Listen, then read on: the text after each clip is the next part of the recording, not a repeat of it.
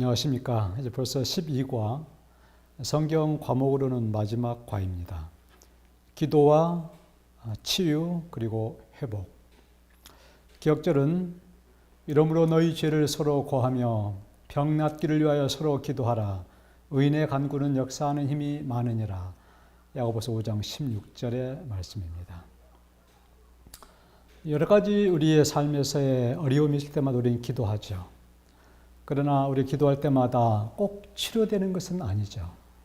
그러나 하나님께서 우리에게 치유에 대한 약속, 죄 용서에 대한 약속, 이런 많은 약속을 통해서 기도와 우리의 치료, 용서의 관련성은 존재하는지 하는 질문을 던지게 됩니다.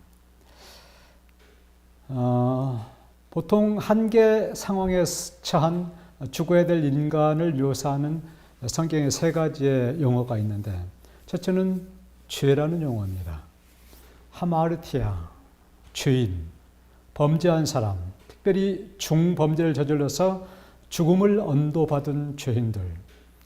죄는 영적인 죽음을, 사회적인 죽음도 가져오지만 영적인 죽음을 가져오는 가장 중요한 질병 중에 하나입니다. 두 번째는 이제 병, 환자를 얘기합니다. 병에 걸린 사람, 중환자, 시한부, 죽음의 인생들. 그것은 먼저 육체적인 죽음을 가져오게 되는 거죠. 또 하나는 이제 빚을 진 빚쟁이를 이야기합니다. 빚도 엄청난 빚을 져서 평생 갚을 수 없는 채무자들은 사회적인 죽음을 당하게 되는죠. 신용 불량자가 되면은 사회에 활동할 수가 없죠. 금치산자 이런 사람들은 어떤 공직자도 출마할 수 없는 그런 사람들입니다.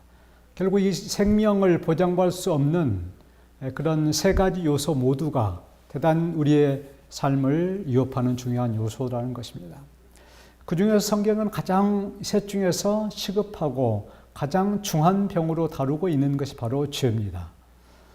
죄가 또 양심에 여러 가지 꺼리낌이 있을 때 스트레스가 오게 되고 그것이 질병으로 유발되죠.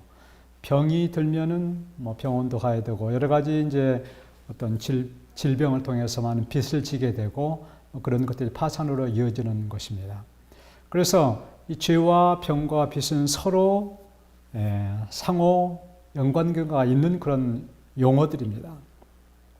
성경은 먼저 죄와 병과의 관계를 마가복음 2장의 한 중풍병자를 통해서 우리에게 이야기하고 있습니다.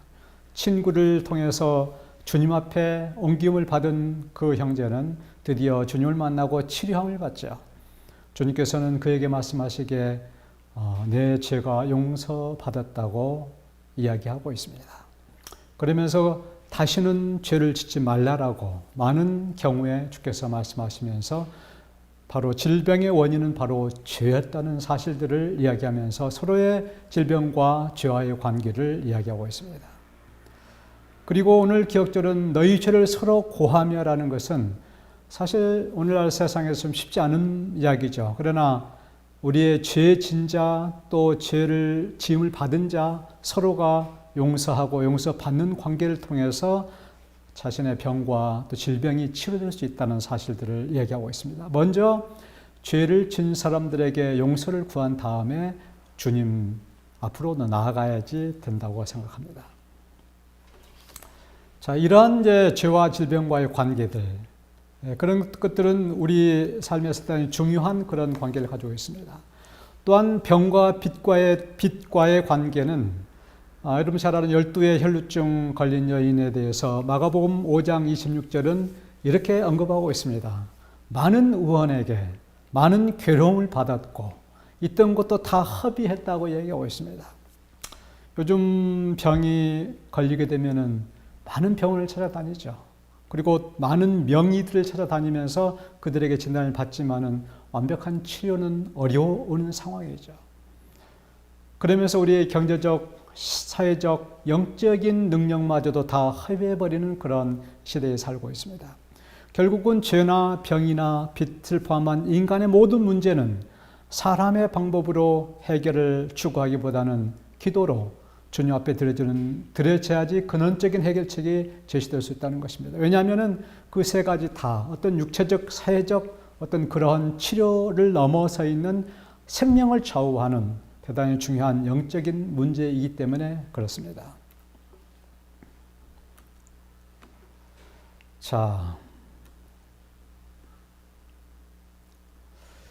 기도의 응답으로서의 그 치유는 꼭 일어나야 되는가라는 이제 질문은 우리 모두가 던질 수 있는 질문입니다. 그러나 내적인 그 질병에 대한 어떤 치유, 마음의 상처의 치유, 죄의 용서는 주께서 약속하셨던 약속이지만은 외적인 치유는 꼭 동시에 일어난다고 볼 수는 없는 거죠. 하나님께서는 병든 모든 사람들 치유하기를 기뻐하시다. 그러나 더 본질적인 것은 영원한 치유에 관심을 두신다. 그렇게 이야기하고 있습니다. 사실 중병이 걸렸을 때 인간에게는 대단한 위기죠. 생명이 좌우되는 대단한 위기지만은 하나님께서는 한 영혼을 다시 구원할 수 있는 대단한 기회가 될 수 있다고 생각합니다.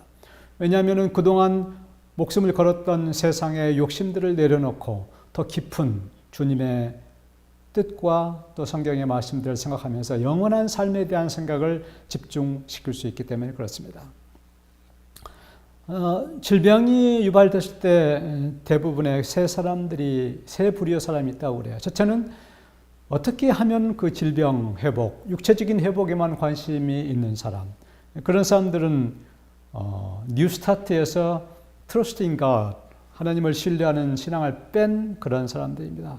최근에 TV의 스타들은 암을 이긴 사람들, 불치병을 치료받은 사람들이 정말 TV에 와서 스타로 등장해서 어떻게 무슨 약을 먹고 무슨 일을 해서 자기는 암을 극복했다는 그런 간증들을 하면서 TV 스타가 되기도 합니다. 그러나 진정한 의미의 스타는 질병의 치료가 아니라 죽음을 이긴 사람만이 진정한 스타가 될 수 있고 하늘의 별이 될 수 있다라고 이야기하고 있는 것입니다. 바로 두 번째, 세 번째 부류, 오직 믿음으로 자신의 삶과 신앙을 다시 재조명하면서 하나님을 만날 수 있는 기회로 그런 질병의 기회를 생각하는 사람이야말로 대단히 믿음 있는 사람이라고 생각합니다.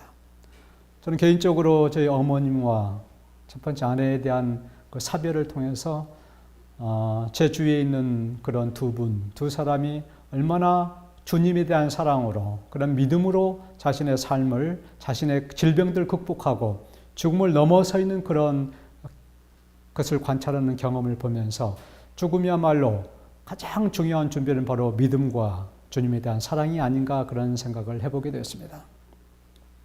그분께서는 영혼의 원수들과 백병전을 하고 있는 사람들을 만나셨다. 백병전. 저희 군대에 갔을 때는 그런 백병전 용어를 썼었습니다. 칼빈총에다 끝에다 단창을 꽂고 훈련도 했지만 그렇게 해본 적은 없지만은 요즘은 백병전이라는 말 잘 쓰지 않죠. 젊은 친구들은 잘 알지도 못하죠. 그러나 정말 몸과 몸이 부딪혀서 정말 직접 전쟁하는 가장 치열한 전쟁을 백병전이라고 이야기합니다. 그런 사람들에게 그분께서는 인내하도록 격려하고 그들이 승리할 수 있다는 보증을 해주셨다. 왜냐하면 하나님의 천사들이 그들 곁에 있으며 그들에게 승리를 줄 것이기 때문이다 라고 치료봉사에 말씀하고 있습니다. 그렇게 치열한 인생의 고뇌와 사단과의 정면 투쟁을 통해서 정말 피 흘리기까지 투쟁하는 사람들에게 하나님께서는 옆에서 당신의 전사를 보내셔서 힘과 능력을 주신다는 것입니다. 다시 말해서 그리스도에 의한 우리 주님에 의한 치료는 인간적인 치료가 아니라 초인간적인 그리고 초자연적인 그리고 내적이고 영적인 그런 대단한 치유의 사건이라는 사실들을 주께서는 오늘 이 말씀을 통해서 우리에게 보여주고 있습니다. 자, 월요일로 넘어가겠습니다. 필수적인 신앙 도구 고난과 기도.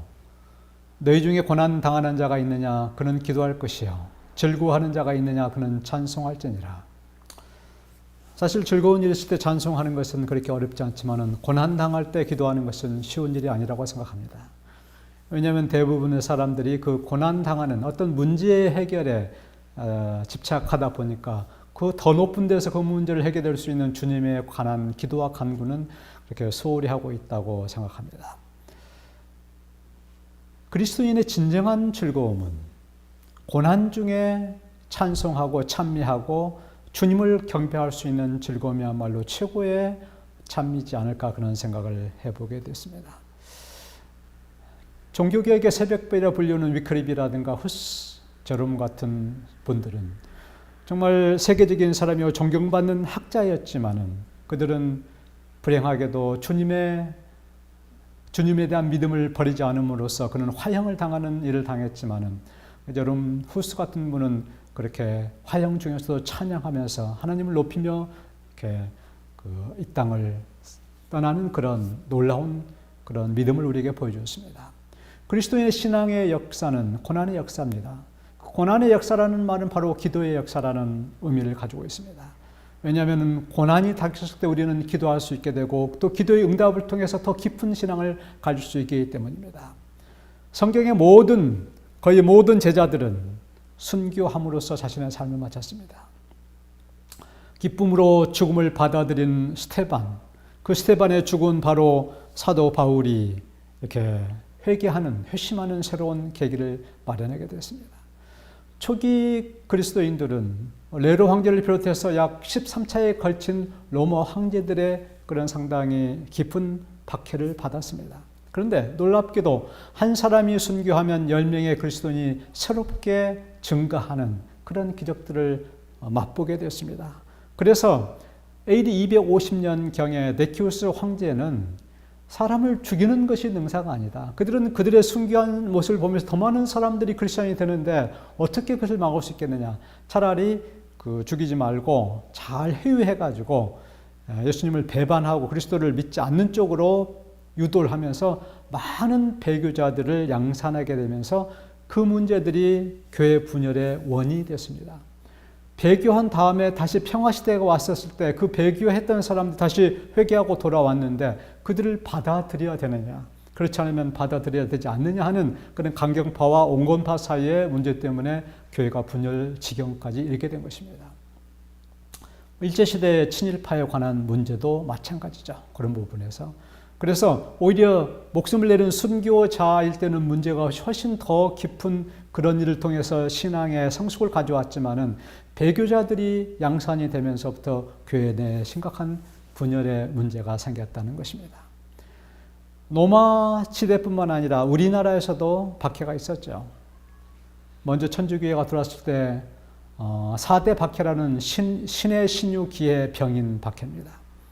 여러분들은 이 박해들에 대해서 그저 역사적인 사건을 알고 있지만은 사실 저는 개인적으로 저희 어머니 외가댁의 한 3대, 4대 조상였던 분께서 공주 황세바에서 순교하신 분이었습니다.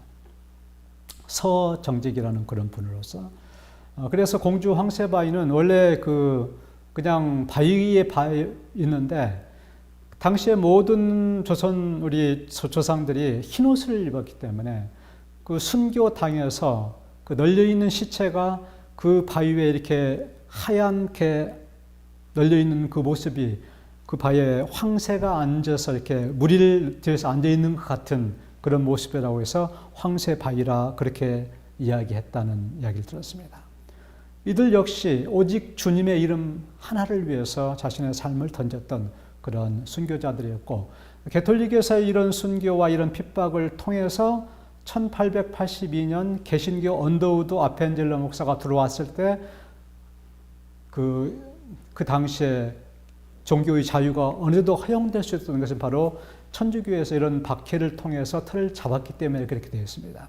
그리고 1882년 이 개신교회가 들어온 다음에 1905년 그 스미스 목사가 들어올 때 제가 알기로는 그 언더우드 목사가 스미스 목사의 우리 재림교회 첫 번째 목사였던 그분의 하숙도 이렇게 마련해주고 그 당시에는 국가의 박해를 기독교에 대한 박해를 어떻게 서로 합력해서 피하는 것이 가장 중요한 문제였기 때문에 많은 개신교 목사들이 서로 상의하면서 그런 한국의 그런 조선의 개교 또 어떤 교회의 그런 확산을 위해서 함께 노력했다는 그런 그 역사적인 기록들 제가 읽어본 바가 있습니다. 그러한 신앙의 필수적인 도구는 바로 어려울 때 기도하는 것이야말로 물론 어려울 때뿐만 아니라 평안할 때 그리고 어떤 하나님 앞에 제목이 있을 때 그리고 큰 일을 앞두고 있을 때 우리는 항상 기도하게 되죠. 작은 기도에서 큰 기도까지.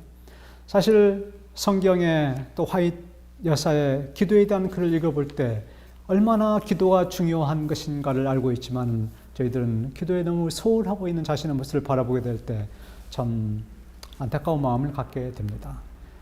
죽어야 될 우리의 인생들이 하나님과 교통할 수 있는 기도의 특권을 갖는 것은 인간이 가질 수 있는 최고의 특권이자 가장 놀라운 일이라고 말씀하셨고, 기도를 소홀히 하지 말라. 기도는 신앙의 핵심이 되기 때문에 기도를 소홀히 하지 말라고 얘기했습니다. 안식일과 예배와 헌금과 또 여러 가지 것이 있지만은 바로 기도야말로 신앙의 가장 핵심적인 요소라는 것입니다. 기도의 어떤 은사도 이를 대신하지 못하며 영혼의 건강을 유지하지 못한다. 영적인 영웅, 기도와 믿음의 영웅적인 인물이 되라. 많은 사람들이 세상에 정치적, 사회적, 군사적 영웅이 되기를 원하지만 우리 주님께서 우리에게 권면하기에 믿음과 기도의 영웅이 되라고 이야기하고 있습니다. 이 세상 어느 누구도 흔들 수 없는 그러한 인물이 바로 기도의 영웅들이고 믿음과 사랑의 영웅들이라는 것입니다. 오직 기도만이 인간의 마음을 접촉할 수 있는 유일한 길이다. 그 사람에게 가까이 하고 싶고 그 사람을 하나님을 전하고 싶고 그 사람에게 어떤 내적인 어떤 교통을 원한다면은 그 사람과 어떤 만남 이전에 깊은 기도를 통해서 그 사람의 마음의 문을 열도록 주께 기도하게 될 때 우리는 어떤 영혼의 마음도 접촉할 수 있는 통로가 열린다는 것입니다. 그것이 유일한 통로라고 말씀하셨습니다. 약속을 성취시키는 조건들이란 죄에 대한 자복, 겸비, 회개, 그리고 열렬한 기도이다. 신앙 부흥이란 오직 기도에 대한 응답으로서만 나타날 것이다. 이렇게 정말 우리 신앙에서 가장 핵심적이고 중요하고 위대한 그런 기도에 대해서 우리는 너무 소홀하고 있지 않을까 생각합니다. 우리가 드려야 될 최고의 기도 제목은 아마도 기도하게 해달라고 기도하는 것이라고 생각합니다. 기도할 마음이, 열렬한 마음이 무릎을 꿇고 주님 앞에 그 죄의 용서와 우리의 기도가 연락되었다는 그런 응답이 올 때까지 끝까지 무릎 꿇고 주 앞에 매달릴 수 있는 그런 열렬한 마음 자체가 사라진 이런 시대에 정말 기도할 수 있도록 기도하는 것이 가장 첫 번째 마음이고, 그리고 우리가 기도할 수 있는 불붙는 그런 마음들을 간구하게 돼서 기도의 영웅들이 되시는 성도들이 되었으면 좋을 것 같습니다. 네, 환자를 위한 기도. 너희 중에 병든 자가 있느냐? 그는 교회의 장로들을 청할 것이요 그들은 주의 이름으로 기름을 바르며 그들을 위하여 기도할지니라. 믿음의 기도는 병든 자를 구원하리니. 여기서 언급되고 있는 장로들은 구약 성경에 말씀하고 있는 그런 원로들, 각 지파들의, 그 다음에 신약의 사도들, 현재의 목사나 장로를 총칭하는 예수님을 대신해서 어떤 목회를 하는 모든 사람들을 총칭하는 것입니다. 당시의 장로들과 사도들은 목숨을 내놓고 공개적으로 예수님을 따르는 그런 신앙인들이었어요. 특별히 로마 그런 박해의 치하에서 그런 그리스도인 자체도 어떤 체포의 대상이 되고 핍박의 대상이 되는데 바로 그들의 지도자라고 일컫는 장로들, 사도들은 대단한 신앙의 그런 영웅들이죠. 그래서 베드로는 스스로를 장로라고 얘기합니다. 나는 함께 장로된 자요 그리스도의 고난의 증인이라고 베드로전서 5장 1절에 말씀하시면서 그는 장로로서 그들을 목양하고 그리고 함께 그리스도인과 함께 고난 받으면서 마지막 순교까지 했던 그런 우리 대표적인 교회의 장로들이었습니다. 그런 사람들의 믿음 있는 그런 장로들이 초청을 해서 그들이 주께 간구하게 될 때 정말 힘 있는 어떤 역사들이 일어나게 된다고 말씀하고 있는 것입니다. 기름을 부은다는 것은 실제로 오늘날에도 기름을 부어서 치료하는 경우가 있죠. 그러나 그런 의미보다는 바로 성령의 기름 부음, 어떤 그런 기름 자체가 가져오는 물리적인 치료의 의미보다는 성령의 기름 부음을 통한 치유, 그런 의미가 훨씬 더 깊은 의미라고 생각합니다. 여기서 구원, 일으킴, 사하심, 이런 용어들은 환자의 육체적인 질병의 치료보다는 영적인 또 내적인 용서와 치료가 훨씬 더 강조된 그런 성경절이라고 보여집니다.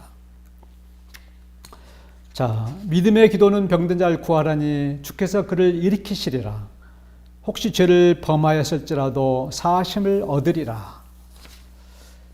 치유의 기적은 믿음의 기도에 대한 응답으로 일어난다고 이야기하고 있습니다. 그러면서 믿음의 기도로 제공되는 세 가지 축복을 오늘 성경절을 말씀하고 있습니다. 첫째는 병든 자를 구원하신다고 말씀하셨습니다. 여기서의 구원은 죽음으로부터의 구원을 이야기하고 있습니다. 여기서 그를 일으키시리라는 것은 침상에서 일으키신다는 말보다는 원어 자체에는 부활에 대한 그런 의미로 사용되고 있습니다. 바로 다시 말해서 그를 부활시키고 그 죽음에서 사망에서 구원하시겠다는 것입니다. 세 번째는 죄를 범하시라도 사하심을 받으리라. 죄 사함에 대한 말씀입니다. 구원과 부활의 전제 조건이 되는 죄에 대한 용서를 약속하고 있는 것이에요. 병든 자에 대한 하나님 처방에서는 육체적인 회복에 대한 강조점보다는 주로 영적이고 어떤 부활에 관한 그런 이야기를 하는 그 이유는 여러 가지가 있습니다. 저는 육체적 치료는 기도 응답의 절대적인 조건이 아니라 필요 조건이라는 것입니다. 즉 육체적 치료가 환자의 영혼 구원에 도움이 될 때 이루어지지만 오히려 육체적 건강과 보존에만 몰입하게 될 때 그 기도는 꼭 응답된다고 단언할 수가 없다는 것입니다. 우리 잘 아는 전도 3장 1절 2절 천하의 범사에 기한이 있고 모든 목적을 이룰 때가 있나니 날 때가 있고 죽을 때가 있으며, 다시 말해서 출생과 죽음에 관한 때와 장소와 방법은 전적으로 하나님의 영역에 있다는 것입니다. 어떻게 보면 하나님이 부르심을 받을 때, 그것이 태어날 때든 죽을 때든 그 주님이 부르실 때가 가장 좋은 때, 주께서 원하시는 때라고 생각합니다. 어쩌면 그런 의미에서 그 환자를 살림으로써 오히려 그가 영적으로 더 손해가 될 수 있는 상황에 있을 수 있다고 한다면 주님께서는 꼭 육체적인 치료 자체가 동반되지 않을 수 있다는 그런 말씀을 하고 계신다는 것입니다. 히스기야 같은 경우도 하나님께서 부르셨지만은 그가 간절히 기도했고 하나님께서 응답하셔서 15년을 더 살았지만은 그가 정말 바벨론에게 침략당하는 원인을 제공하는 그런 또 우를 범한 우리는 역사적인 기록도 가지고 있는 것입니다. 어쨌든 하나님께서 기도하실 때 그 병든 자를 주께서 구원하시고 일으키시고 사시겠다는 약속이 우리 앞에 이 성경절에 있음을 인하여 우리는 감사하게 생각합니다. 질병과 고통과 죽음은 어떤 반대작용이다. 사단은 파괴자이며 하나님은 회복자이다. 저는 이 말씀을 상당히 좋아합니다. 왜냐하면 우리에게 어떤 강력한 확신을 주고 있는 것이에요. 하나님께서는 우리의 모든 질병, 어떤 육체적인 질병이든 영적인 질병이든 사회적인 질병이든 그것을 치료하시고 회복하시는데 당신의 사명을 가지고 계시고, 사단은 어떻게든지 분열시키고 파괴하는데 그 목적을 가지고 있다는 것입니다. 그런 분열되고 파괴되고 무너지고 해체되어가는 우리의 몸과 마음과 사회를 하나님께서는 어떻게든지 회복시키겠다는 그런 말씀을 주고 계시는 것입니다. 출애굽기 15장 26절, 출애굽을 한 다음에 첫 번째 만난 것이 바로 마라의 쓴 물이었습니다. 그 쓴 물 앞에서 그 출애굽의 엄청난 영광을 다 잃어버리고 방황하고 있고 불평하고 있는 그들에게 주님께서 나는 너희를 치료하는 여호와라는 그런 말씀을 하십니다. 바로 원어로는 여호와 라파라고 말씀하셨는데, 사실 성경에서는 라파엘이라는 단어는 나오지는 않습니다만은 보통 3대 천사를 미가엘, 가브리엘, 라파엘 그렇게 부릅니다. 그래서 라파엘은 치료하는 하나님이라는 그런 의미를 가지고 있으면서 하나님 자신의 이름 자체에 치료하는 여호와라는 이름으로 우리를 제시하고 계시는 것이에요. 그분께서는 내 모든 죄악을 사하시며 내 모든 병을 고치시며 내 생명을 파멸해서 구속하시고 인자와 긍휼로 관을 씌우시는 분이시라고 시편 103편에 말씀하고 계십니다. 주님께서는 오늘 또 그 시대와 똑같이 자비하신 의사이시다. 주님 안에 모든 질병을 고치는 유향이 있고 모든 병약한 자를 회복시키는 능력이 있다라고 말씀하셨습니다. 예레미야 8장 20절부터는 제가 좋아하는 성경절입니다. 추수할 때가 지나고 이름이 다하였으나 우리는 구원을 얻지 못한다 하는도다. 딸 내 백성이 상하였으므로 나도 상하여 슬퍼하며 놀라우며 잡혔도다. 길르앗에는 유향이 있지 아니한가? 그곳에는 의사가 있지 아니한가?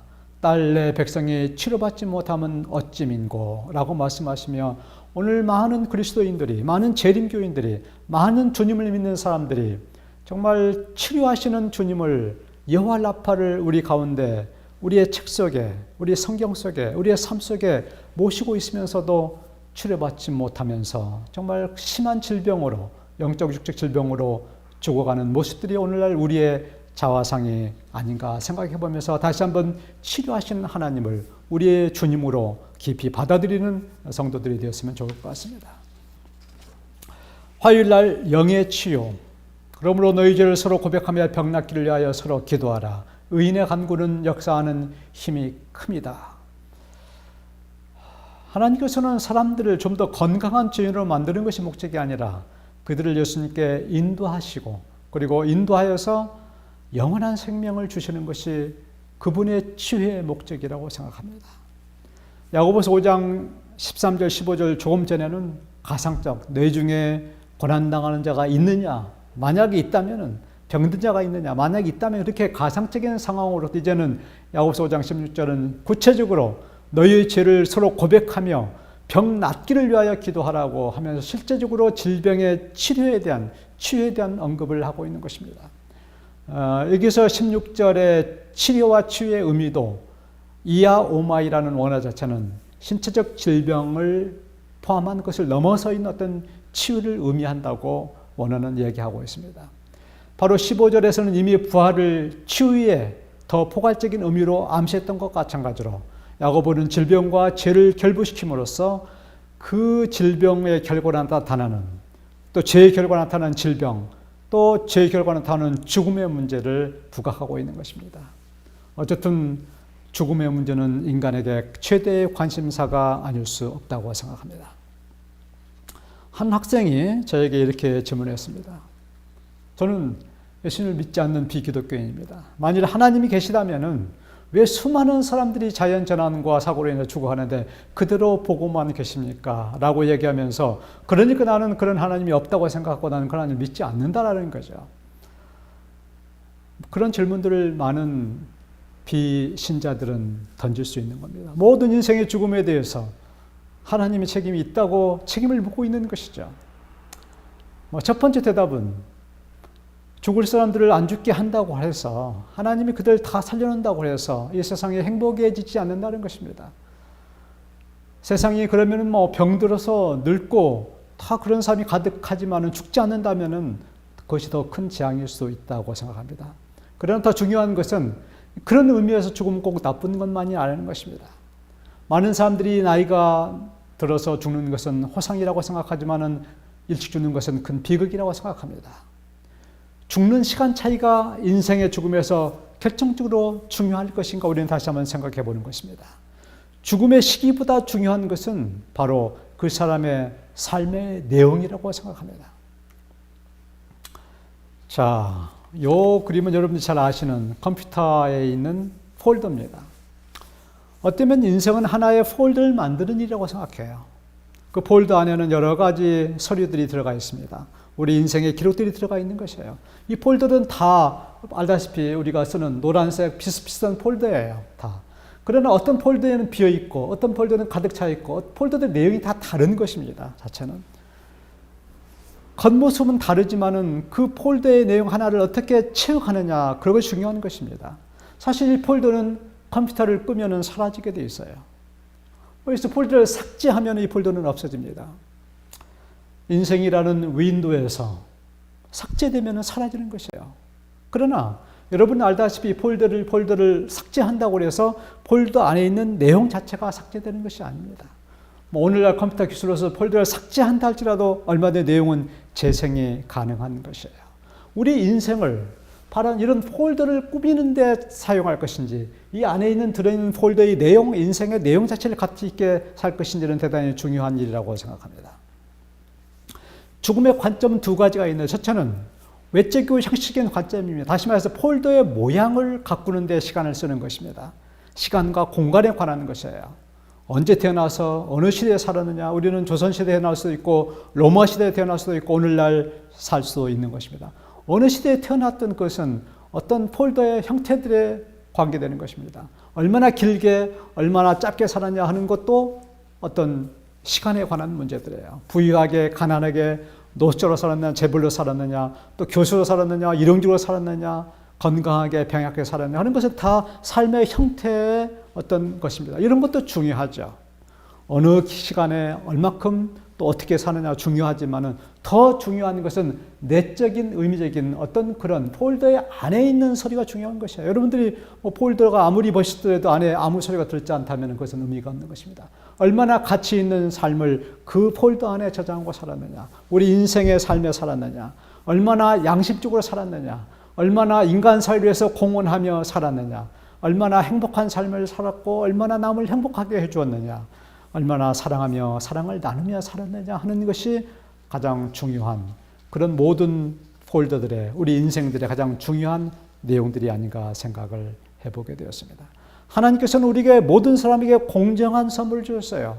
똑같은 육체, 뭐 조금 차이는 있지만은 뭐 건강한 육체를 주시고 똑같은 시간을 주시고 양심을 주시고 지능을 주시고 파워를 주시고 어떤 종교심마저도 주셨어요. 사랑할 수 있는 능력도 주셨어요. 그러나 이 모든 중요한 우리 삶의 재료들을, 중요한 소스들을 외적인 폴더의 형태를 맞추는데 어떻게 폼나게 멋있게 아름답게 폴더를 꾸미는데 다 소비해버리고 내적인 가치를 창출하는데 실패하게 됐을 때 우리는 인생을 실패하게 될 것이라고 생각합니다.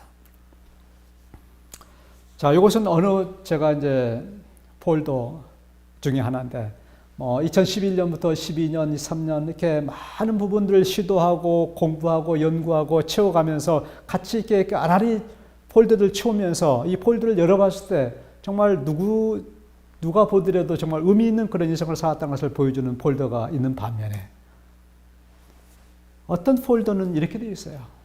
비어있는 폴더, 껍데기 인생, 내용 없는 인간. 이 폴더는 비어 있습니다. 이 폴더, 생명책과 기념책이 들어있는 그 폴더가 비어있는 것이에요. 인생의 어떤 가치도 부여되고 있지 않습니다. 삶의 어떤 의미도 발견할 수 없습니다. 인생과 신앙의 형식은 있으나 내용이 없습니다. 폴더가 사라지는 것은 시간 문제지만은 그 폴더 안에 삶의 내용들은 영원한 것입니다. 절대 사라지지가 않아요.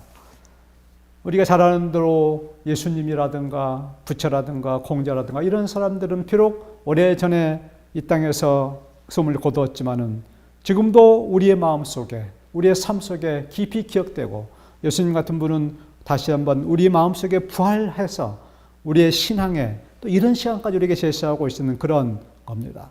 그래서 그런 분들이 어느 시대에 어떻게 살았냐 하는 어떤 형태가 아니라 어떤 내용의 삶을 우리에게 제시하고 있느냐 하는 것이 그걸 중요한 것이기 때문에 삶의 형식이 아니라 삶의 내용이 중요한 인생의 문제라고 생각하게 됐습니다. 미라 로랑생이라는 분은 아주 어여쁜 화가였다고 이야기합니다. 그런데 그분이 잊혀진 여인이라는 시를 썼어요. 이 앞에 부분에 댓글이 있습니다만은 이어서 쓸쓸한 여자보다 더 가엾은 여자는 알아누운 여인이에요. 알아누운 여자보다 더 가엾은 여인은 버림받은 여인이고 버림받은 여인보다 한층 더 가엾은 여인은 의지할 곳 없는 여인이고 의지할 곳 없는 여인보다 더 가엾은 여인은 쫓겨난 여인이고 쫓겨난 여자보다 더더욱 가엾은 여자는 죽은 여인이고 죽은 여자보다 정말로 가엾은 여자는 잊혀진 여인이라는 그런 시를 쓰게 되었습니다. 우리 인생의 폴더가 정말 텅텅 비어 있다면 우리의 미래도 우리의 과거도 우리의 앞으로의 모든 인생은 의미 없는 공허한 것이 될 것입니다. 그런 사람들은 우리의 뇌와 우리 마음과 우리의 삶의 내용들이 들어있지 않은 사람들은 바로 텅 빈 공간으로 영원히 비존재로 사라지게 될 것입니다. 인간과 하나님 앞에서 영원히 잊혀진 존재가 된다는 것입니다. 다시 한번 죽음이라는 죽음의 시점과 또 죽음의 어떤 형태가 중요한 것이 아니라 살아서 그 인생 속에 어떤 내용들을 어떤 폴더들을 가치 있게 의미 있는 폴더로 채웠느냐, 특별하게 정말 생명의 폴더, 사랑의 폴더, 믿음의 폴더, 봉사의 폴더, 이런 가치 있는 어떤 행복의 이런 요소들이 우리 폴더 속에 얼마큼 들어있고 또 우리의 삶을 어떻게 가치 있게 따르냐에 따라서 우리의 인생은 달라지라고 생각합니다. 지금이라도 우리 인생의 이런 내용들을 깊이 있게 채우게 될 때 우리는 가치 있는 인생을 살 수 있다고 생각하게 되었습니다. 수요일로 넘어갑니다. 기도의 모본. 엘리야는 우리와 성정이 같은 사람이로되 그가 비가 오지 않기를 간절히 기도한 즉 3년 6개월 동안 땅에 비가 오지 아니하고 다시 기도하니 하늘이 비를 주고 땅이 열매를 맺었느니라. 3년 6개월 동안 땅에 비가 내지 않았다면 대지는 얼마나 메말랐으며 백성들의 고통은 얼마나 컸을까요? 그 기도의 이야기를 듣는 순간에 과연 이렇게 재앙을 불러오는 그런 기도가 합당한 기도일까라는 그런 생각을 바로 해보게 되었습니다.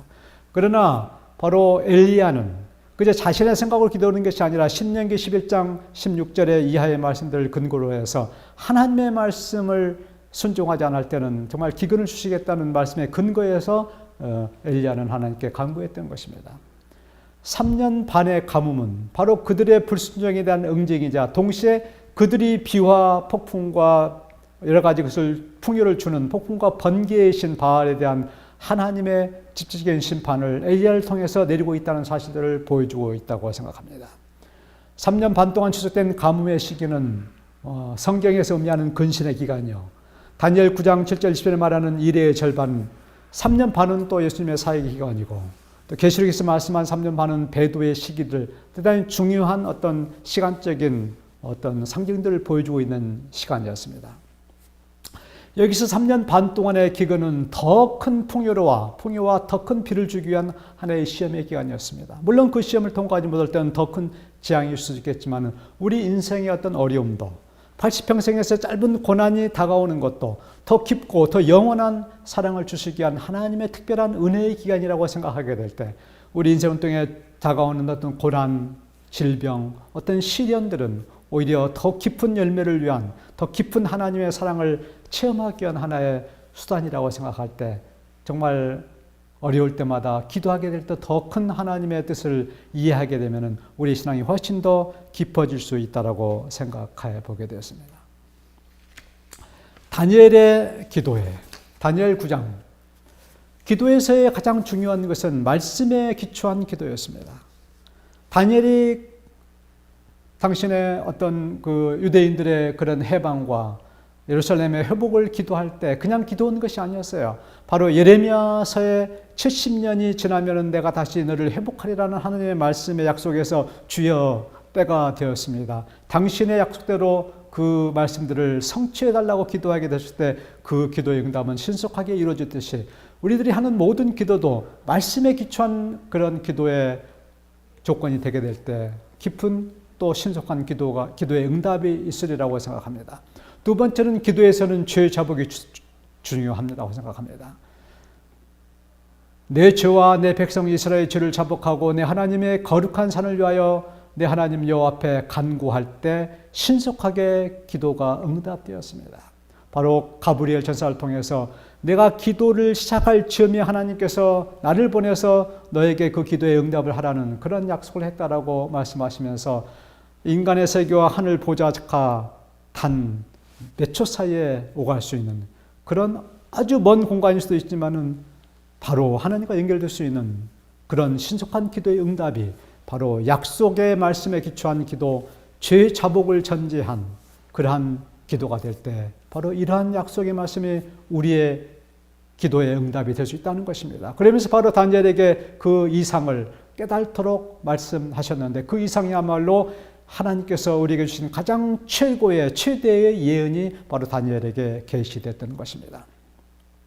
내 백성과 내 거룩한 성을 위하여 71회를 이래로 기한을 정하였나니 허물이 마치며 죄가 끝나며 죄악이 영속되며 영원한 의가 드러나며 이상과 예언이 응하며 또 지극히 거룩한 자가 기름 부음을 받으리라.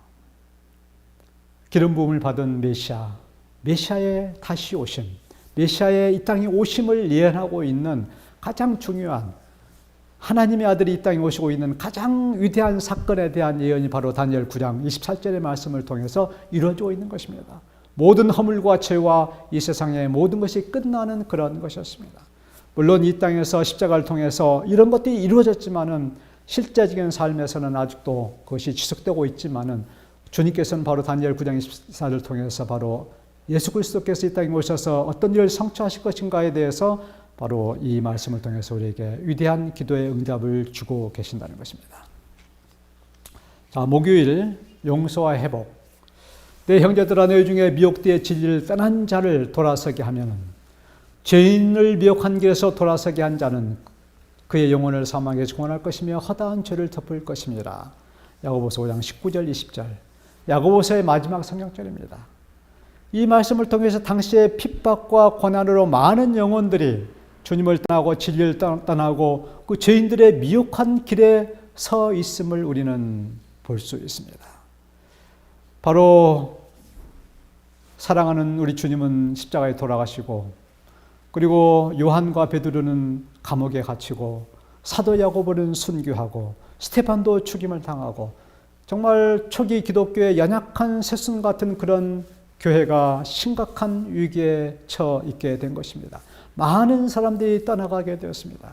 그리고 야고보 자신도 머지않아서 순교장에서 죽음을 맞이할 것을 예견하고 있지만은, 그는 이미 한 번 주님을 거절하고, 그리고 주님이 직접 나타나셔서 용서받은 그런 야고보로서는 개인적인 정말 주님을 만나는 그런 깊은 체험을 했던, 그래서 부활하신 주님이 직접 나타나서 야고보에게 내가 메시아라고 내가 그리스도라고 말씀하셨을 때 그는 정말 자신의 삶을 던져서 주님을 따르기로 결심한 그는 오히려 마지막 순간까지도 죽어가는 영혼들의 죄를 덮음으로써 구원을 위해서 힘쓰라고 권면하고 있는 것입니다. 정말 이러한 위기의 순간에 자신의 생명과 구원을 포기하지 않고는 이런 마지막 시대에 정말 주님을 섬기기는 불가능한 시절에 야고보는 바로 모세의 희생정신과 바울의 순교정신과 우리 주님의 그런 십자가의 정신을 가지고 바로 우리에게 마지막 권면을 하고 있는 것입니다. 우리가 알다시피 모세는 정말 자기 백성들이 금신상을 만들어서 하나님 앞에 떠났을 때 합의하시면 그 죄를 용서하시옵소서, 그렇지 않사오면 원컨대 주의 기록하신 책에서 내 이름을 지워버려 주시옵소서 위대한 기도를 했습니다. 생명책에서 자기 이름을 지워달라고 간청하면서 이스라엘 백성들의 죄들을 죄의 용서를 간구하게 됐습니다. 그 이스라엘 백성들은 얼마나 모세를 괴롭혔고 모세에게 불평했던 그러한 백성들이었습니까? 그러나 그들을 위해서 자신의 영원한 삶을 포기하는 모세의 그런 정신, 사도 바울도 마찬가지로 내 자신이 저주를 받아 그리스도에게 끊어질지라도 내 고립과 친척을 위해서 그들을 정말 율법주의자가 되어서 사도 바울을 그렇게 괴롭혔던 그런 유대인들을 위해서 그런 기도하고 있는 것입니다. 우리 주님은 당신의 목숨을 바쳐서 우리를 사랑했던 우리 주님이었습니다. 모세는 살인자였고 바울은 핍박자였고 야고보는 비난자였지만은 그들이 그리스도의 그런 삶에, 그런 희생에, 그 그리스도의 사랑에 감동되어서 진정한 그리스도인이 되었을 때 그들은 세상이 감당할 수 없는 위대한 사람들이 되었던 것입니다. 우리의 유일한 소망은 바로 그리스도입니다. 믿음은 추상명사고 성경은 보통명사예요. 그러나 물론 성경도 중요하고 믿음 중요하지만 진짜 가장 중요한 것은 바로 그리스도입니다. 그래서 그분의 위대한 인격, 위대한 사랑, 위대한 구원, 오직 그리스도를 바라보는 사람이 진정한 신앙인이고 진정한 그리스도인이라고 생각합니다. 오늘날 우리 많은 사람들은 자기 구원의 목숨을 걸고 살고 있습니다. 그러나 오늘 모세와 바울과 야고보는 하늘의 길을 누군가 살리기 위해서 자기의 목숨뿐만 아니라 자기 구원까지 포기한 자, 즉 그리스도의 길을 가는 자들에게 주어지는 선물이 바로 구원이라고 이야기하고 있습니다. 그것이 바로 구원의 역설입니다. 하늘나라는 누군가를 살리기 위해서 무엇을 하는 자에게 주어지는 것이 아니라 누군가를 살리기 위해서 자기 목숨을 포기하는 자에게 주어진다는 구원의 역설이에요. 특별히 오늘 우리에게 정말 재림신앙의 극적인 개혁과 혁명적인 변화를 요구하시는 것은 바로 이러한 잘못된 구원관, 그러나 우리 예수님께서 보여주셨던 그런 정말 자기희생적인 구원에 대한 새로운 우리가 꿈을 갖고 또 주님께 나아갈 때 바로 구원은 바로 우리의 선물이 될 수 있다고 생각해 보는 것입니다. 자, 금요일 마지막입니다. 인간에게 관심을, 그리스도께서는 그의 관심을 인간의 관심과 연결시키시고 인간을 구원하시는 사업에 그와 하나가 되라고 요청하신다. 거저 받았으니 거저 주어라. 마태복음 10장 8절. 그래서 우리는 거저 받은 구원을 누군가에게 나누는 일, 특별히 세상의 악한 일에 빠져서 큰 죄 중에서 고민하는 사람들에게 그 구원을 나누자라고 이야기하고 있습니다. 그들은 수치심과 자신의 어리석음에 정말 비탄하고 있지만은 그들 격려하고 그들을 치료할 수 있는, 그 믿음과 용기를 줄 수 있는 그런 말씀을 할 수 있다고 한다면 그것은 대단한 힘이 될 수 있다고 이야기하고 있는 겁니다. 세상에 많은 것이지만 바로 인간에게 관심을 가져라고 말씀하시며 거저받았으니 거저 주라고 말씀하시는 것입니다. 내가 주님께 값없이 받은 그 구원, 그 크신 하나님의 은혜를 기억하게 될 때 우리는 값없이 그 은혜와 구원을 나누어 줘야 된다는 것입니다. 마지막 고린도서 15장 10절 나의 나 된 것은 하나님의 은혜로 된 것이니 내게 주신 그의 은혜가 헛되지 아니하며 내가 모든 사도보다 더 많이 수고하였으나 내가 아니요 오직 나와 함께 계신 하나님의 은혜로라 라고 말씀하시며 세 번의 하나님의 은혜를 얘기하고 있습니다. 완벽한 하나님의 은혜, 오직 하나님의 은혜로 자신의 삶이 이루어지고 자신의 정말 신앙과 그런 어떤 전도의 삶이 이루어졌다고 고백하고 있는 사도 바울의 이야기입니다.